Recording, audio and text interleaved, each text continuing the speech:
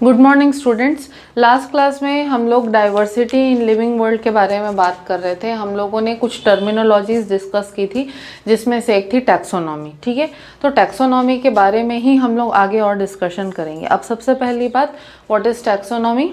Taxonomy is the process of classification.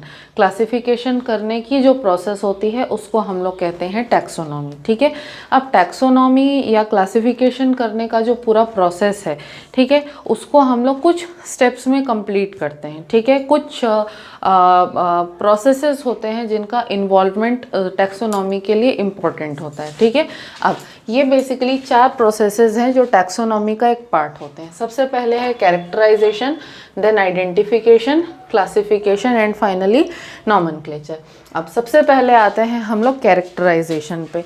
कोई भी organism जो है, ठीक है, उसको उसके सारे मॉर्फोलॉजिकल कैरेक्टरिस्टिक्स के बेसिस पे डिस्क्राइब करना ज़रूरी होता है, क्योंकि अगर उनके बॉडीली फीचर्स के बेसिस पे हम लोग उनको डिस्क्राइब नहीं कर पाएँ तो हम लोग उनको किसी कैटेगरी में भी हम लोग उनको किसी भी कैटेगरी में डिस्ट्रीब्यूट नहीं कर पाएंगे। ठीक है, तो कैरेक्टर्स के बेसिस पे किसी भी ऑर्गेनिजम्स को डिस्क्राइब करने का जो प्रोसेस होता है, ठीक है, that is known as characterisation. अब एक बार अगर किसी ऑर्गेनिज्म के सारे कैरेक्टरिस्टिक्स हमको अच्छे से पता चल गए तो उसके बाद सेकेंड स्टेप होता है आइडेंटिफिकेशन। मतलब कि ऑर्गेनिज्म के जो कैरेक्टर्स होते हैं उसके बेसिस पे हम लोग क्या करते हैं, आइडेंटिफाई करते हैं। ये आइडेंटिफाई करते हैं कि ये ऑर्गेनिज्म कौन से ऑर्गेनिज्म से सिमिलर है या कौन से ऑर्गेनिज्म से डिफरेंट है। ठीक है, अब मान लेते हैं कि हम लोगों ने उस ऑर्गेनिज्म को आइडेंटिफाई कर लिया कि भाई ये फलाना XYZ ऑर्गेनिज्म के साथ सिमिलर है। ठीक है, आइडेंटिफाई करने के बाद में अगर इस ऑर्गेनिज्म की किसी दूसरे ऑर्गेनिज्म के साथ सिमिलैरिटी शो होती है तो फिर हम लोग उस ऑर्गेनिज्म को एक पर्टिकुलर कैटेगरी में क्या करते हैं, प्लेस करते हैं। एक पर्टिकुलर कैटेगरी में हम लोग उसको एलोकेट कर देते हैं। ठीक है, इस स्टेप को हम लोग कहते हैं क्लासिफिकेशन। और क्लासिफिकेशन करने के बाद जो फाइनल स्टेप होता है दैट इज़ नॉमेनक्लेचर। ठीक है, क्लासीफाई कर दिया, उसको किसी पर्टिकुलर कैटेगरी में एलोकेट कर दिया, डिवाइड कर दिया, रख दिया। उसके बाद उस ऑर्गेनिज्म का नॉमेनक्लेचर यानी कि उसको नाम प्रोवाइड करना ज़रूरी हो जाता है। ठीक है, तो इस तरीके से ये जो चारों स्टेप्स हैं ये इन्वॉल्व होते हैं टैक्सोनॉमी में। ठीक है, अब टैक्सोनॉमी जो होती है वो इतनी ज़्यादा इम्पॉर्टेंट या इतनी ज़्यादा यूज़फुल क्यों होती है? सबसे पहली बात तो ये है कि अगर हमको किसी ऑर्गेनिज्म की स्टडी करनी है तो टैक्सोनॉमी के थ्रू अगर हम उसको किसी पर्टिकुलर कैटेगरी में डिवाइड करते हैं, ठीक है, तो हमको उसकी स्टडी करना कन्वीनियंट बन जाता है। ठीक है, दूसरी चीज़ ये है कि हमको किसी भी कैटेगरी के बारे में अगर कोई इन्फॉर्मेशन या कोई डिस्क्रिप्शन पहले से हो तो हमको एक ब्रॉड आइडिया हो जाता है कि भाई हाँ, इस कैटेगरी में रहने वाले जितने भी ऑर्गेनिजम्स हैं या जितने भी टाइप्स ऑफ ऑर्गेनिजम्स हैं उनके कैरेक्टरिस्टिक्स कैसे होंगे। ठीक है, तीसरी चीज़ ये है कि ग्रुप ऑफ ऑर्गेनिजम्स के बीच में रिलेशनशिप एस्टेब्लिश करने में टैक्सोनॉमी बहुत इम्पॉर्टेंट काम करती है। ठीक है, उसके अलावा ये साइंटिस्ट को हेल्प करती है कि फॉसिल की स्टडी करने में। ठीक है, फॉसिल्स में जो मॉर्फोलॉजिकल फीचर्स जो दिखते हैं उनको किसी दूसरे एग्जिस्टिंग ऑर्गेनिजम्स के मॉर्फोलॉजिकल फीचर्स के साथ कंपेयर करके फॉसिल्स की स्टडी करना जो है वो टैक्सोनॉमी के हेल्प से इजी बन जाता है। ठीक है, और इवोल्यूशनरी ग्रोथ कैसी हुई है ऑर्गेनिजम्स की, उनके अंदर इवोल्यूशन कैसे हुआ है, उसके बारे में भी स्टडी करना टैक्सोनॉमी के हेल्प से इजी बन जाता है। इसीलिए टैक्सोनॉमी जो है वो इतनी ज़्यादा इम्पॉर्टेंट है। ठीक है, अब जो साइंटिस्ट टैक्सोनॉमी के फील्ड में काम करते हैं, ठीक है, तो उनको सिस्टमैटिस्ट्स कहा जाता है या फिर उनको टैक्सोनॉमिस्ट्स कहा जाता है। ठीक है, तो सिस्टमैटिक्स या टैक्सोनॉमी, ठीक है, ये दोनों ऐसी फील्ड है जो कि किसी भी ऑर्गेनिज्म को किसी भी पर्टिकुलर कैटेगरी में डिवाइड करने में, कैरेक्टराइज करने में क्या करती है, इन्वॉल्व होती है, उसमें हेल्प करती है। ठीक है, अब सिस्टमैटिक्स और टैक्सोनॉमी जो होता है, ठीक है, दोनों को अल्टरनेटिवली ये जो दोनों टर्म्स है इनको यूज़ किया जा सकता है, ठीक है। अब सिस्टमैटिक्स या टैक्सोनॉमी जो है इसकी यूटिलाइजेशन क्या है, इसका यूज़ क्या है, ठीक है। सबसे पहले तो हमको ये रहता है कि आगे के जो साइंटिस्ट हैं, ठीक है, उनको हमको बेस प्रोवाइड करने में ईजी हो जाता है। मतलब हमारे वर्क को एज अ बेस ले करके जो अपकमिंग साइंटिस्ट है, जो आने वाले साइंटिस्ट हैं, वो जो है वर्क कर सकते हैं, ठीक है। दूसरी चीज़ ये है कि हमको ऑर्गेनिक डाइवर्सिटी के बारे में सिस्टमैटिक्स के हेल्प से आइडिया हो जाता है कि कितने सारे ऑर्गेनिजम्स हैं, उनकी डाइवर्सिटी के बारे में हमको नॉलेज हो जाता है, ठीक है। और साइंस की जो दूसरी ब्रांचेस है, जैसे इकोलॉजी है, साइटोलॉजी है, फॉरेस्ट्री है, एग्रीकल्चर है, तो ये जो दूसरे फील्ड्स ऑफ साइंस है, इनका जो स्टडी है वो भी सिस्टमैटिक के हेल्प से क्या हो जाता है, इजी हो जाता है, ठीक है। इसके बाद हमको बहुत सारे डिफरेंट टाइप के नए ऑर्गेनिजम्स को आइडेंटिफाई करने में भी सिस्टमैटिक्स या टैक्सोनॉमी जो है वो हेल्प करती है। बहुत सारे डिजीजेस को हमको आइडेंटिफाई करने में हेल्प करती है, ठीक है। नए प्लांट्स हैं, नए एनिमल्स हैं, उनकी आइडेंटिफिकेशन में, उनकी डिस्कवरी में सिस्टमैटिक्स हमको हेल्प करता है, ठीक है। और इंडिकेटर ऑर्गेनिजम्स जो हैं, जो कि पोल्यूशन को या फिर ग्राउंड वाटर की अवेलेबिलिटी को या मिनरल्स के प्रेजेंस को अगर शो करते हैं, ऐसे कई सारे ऑर्गेनिजम्स होते हैं, तो उनकी स्टडी के बारे में भी हमको अगर सिस्टमैटिक्स से हेल्प लेनी हो तो हम लोग ले सकते हैं, ठीक है। तो इस तरीके से सिस्टमैटिक्स जो है वो फ्यूचर के कंसर्न में बहुत सारा स्कोप रखता है, ठीक है। अब क्लासिफिकेशन के बारे में अगर हम लोग बात करें तो why is classification so important, या उसके बारे में अगर हम लोग स्टडी करें, क्लासिफिकेशन के बारे में अगर हम लोग स्टडी करें तो उसके लिए सबसे पहले इम्पॉर्टेंट है that we study about the history. Classification की हिस्ट्री क्या है,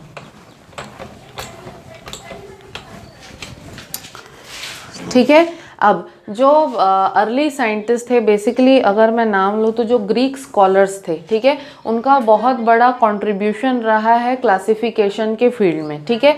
कई सारे साइंटिस्ट थे जिन्होंने अलग अलग तरीके के ऑर्गेनिजम्स को, अलग अलग तरीके की स्पीशीज़ को जो है आइडेंटिफाई करने में हेल्प किया, ठीक है। इसमें से कुछ साइंटिस्ट हैं कि जिनका वर्क बहुत ज़्यादा नोटेबल है, जैसे कि हिप्पोक्रेट्स जो हैं, ठीक है। हिप्पोक्रेट्स जो हैं उनको फादर ऑफ मेडिसिन कहा जाता है। एरिस्टोटल को फादर ऑफ बायोलॉजी या फादर ऑफ जूलॉजी कहा जाता है। उसके अलावा जो थियोप्रेस्टस नाम के एक साइंटिस्ट थे उनको फादर ऑफ बॉटनी कहा जाता है। उसके अलावा एक दूसरे साइंटिस्ट थे जिनका नाम था प्लिनी द एल्डर, ठीक है। तो उन्होंने सबसे पहला सिस्टम ऑफ क्लासिफिकेशन जो है प्लिनी द एल्डर ने इंट्रोड्यूस किया था, ठीक है।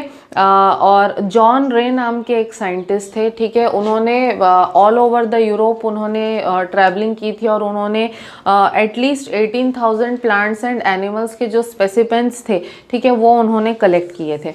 इन सभी में से एक साइंटिस्ट जो है जिनका वर्क बहुत ही ज़्यादा नोटेबल और बहुत ही ज़्यादा कमेंडेबल है, ये जो साइंटिस्ट थे स्वीडिश साइंटिस्ट थे, इनका नाम था कार्लोस लिनियस, ठीक है। कार्लोस लिनियस जो है इन्होंने सबसे अच्छा काम क्लासिफिकेशन के फील्ड में इसलिए किया था क्योंकि इन्होंने जो है एक बुक बनाई थी, एक बुक इन्होंने पब्लिश की थी जिसमें 5900 स्पीशीज़ ऑफ प्लांट्स के बारे में इन्होंने बहुत डिटेल में डिस्क्रिप्शन दिया था, जिसको इस बुक का नाम था स्पीशीज़ प्लांटरम। उसी तरीके से 4200 स्पीशीज़ ऑफ एनिमल्स को लेकर के भी इन्होंने बुक लिखी थी, उस बुक का नाम था सिस्टमा नेचुरे, ठीक है। तो कार्लोस लिनियस का वर्क जो है वो बहुत ही ज़्यादा डिटेल्ड और बहुत ही ज़्यादा इलेबोरेट था। इस वजह से जो है उनके वर्क को बहुत ज़्यादा नोटेबल माना जाता है, ठीक है। उसके अलावा उन्होंने जो प्रीवियस सिस्टम ऑफ नॉमेनक्लेचर था, ठीक है, उसको उन्होंने चेंज किया और उन्होंने एक नया सिस्टम ऑफ नॉमेनक्लेचर चेंज किया जिसको हम लोग कहते हैं बाइनोमियल सिस्टम ऑफ नॉमेनक्लेचर। तो बाइनोमियल सिस्टम ऑफ नॉमेनक्लेचर में उन्होंने किसी भी ऑर्गेनिज्म के साइंटिफिक नेम में 2 कंपोनेंट्स एक्सप्लेन किए थे, ठीक है। मतलब उन्होंने ये कहा कि कोई भी ऑर्गेनिज्म का जो साइंटिफिक नेम होगा उसमें 2 कंपोनेंट्स होंगे। पहला जो उसके नाम का कंपोनेंट होगा that will constitute the genus, ठीक है, और दूसरा जो उसके नाम का कंपोनेंट होगा that will constitute the species. तो जीनस और स्पीशीज दोनों को मिला करके किसी भी ऑर्गेनिज्म का साइंटिफिक नेम बनेगा।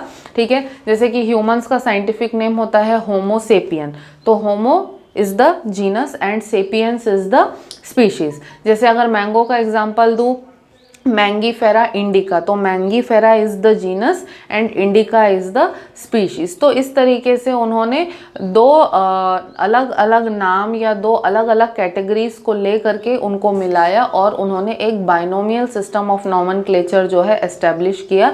इसीलिए कार्लोस लिनियस का जो वर्क है उसको बहुत ज़्यादा नोटेबल और बहुत ज़्यादा कमेंडेबल माना जाता है। ठीक है, अब यहाँ पे दो चीज़ें हैं। ठीक है, एक है क्लासिकल टैक्सोनॉमी और दूसरा है मॉडर्न टैक्सोनॉमी। ठीक है, क्लासिकल और मॉडर्न टैक्सोनॉमी में क्या डिफरेंस है? ठीक है, क्लासिकल टैक्सोनॉमी जो है वो ज़्यादा रिजिड थी, लेकिन मॉडर्न टैक्सोनॉमी जो है वो ज़्यादा फ्लूइड है। ठीक है, अब दोनों में बेसिक डिफरेंस क्या प्रोड्यूस होता है? ठीक है, जो क्लासिकल टैक्सोनॉमी थी वो किसी भी ऑर्गेनिज्म के एक्सटर्नल कैरेक्टर्स यानी कि उसको उसके मॉर्फोलॉजी को ही कंसिडरेशन में लेती थी और सिर्फ उसके एक्सटर्नल कैरेक्टरिस्टिक्स के बेसिस पर ही क्लासिफिकेशन करती थी।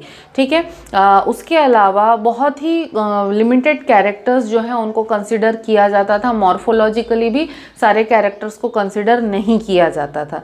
ठीक है, और इसमें क्या किया जाता था कि प्रिजर्व्ड स्पेसिमेन के बेसिस पे जो है क्लासिफिकेशन की पूरी प्रोसेस की जाती थी। ठीक है, उसके अलावा कई सारे स्पीशीज़ ऐसे थे कि जिनको स्टैटिक माना गया, कि मतलब ऐसा माना गया कि जिनके अंदर कोई चेंज नहीं होता है।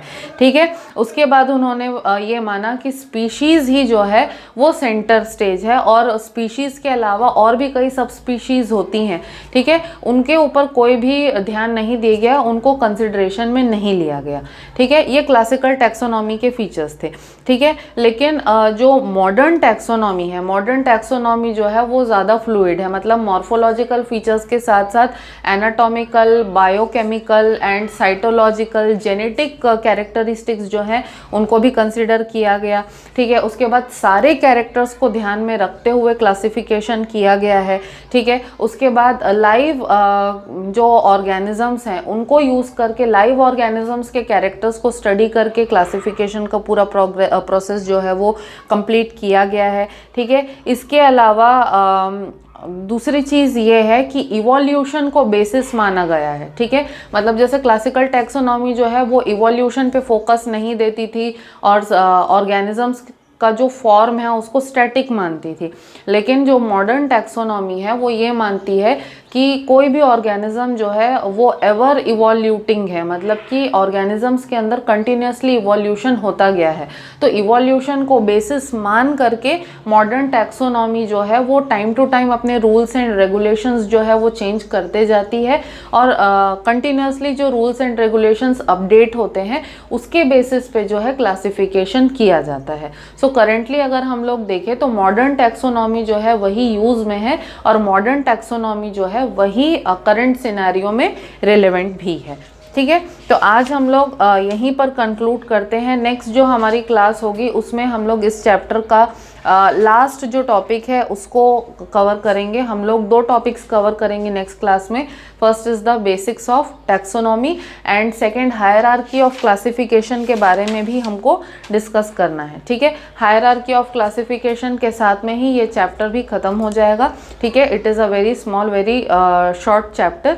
ठीक है, तो आज के टॉपिक में टैक्सोनॉमी से रिलेटेड जो भी एस्पेक्ट्स मैंने बताए उसमें आप लोगों को अगर कोई भी डाउट होगा तो you can ask me. Thank you.